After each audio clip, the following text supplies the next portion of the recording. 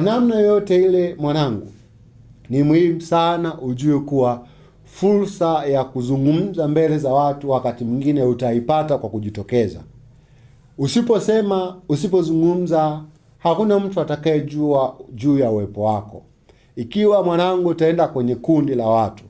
watakapokuwepo watu wawili, watatu, wanne, hakikisha unatumia akili yako sawasawa na kuzungumza maneno ambayo yametafsiriwa moja kwa moja na akili yako, ili anapowafikia wale watu wajue kuwa si wewe tu uliyezungumza, bali ni akili yako timamu imezungumza. Akaniambia, mwanangu, utakaposhiriki kwenye mkutano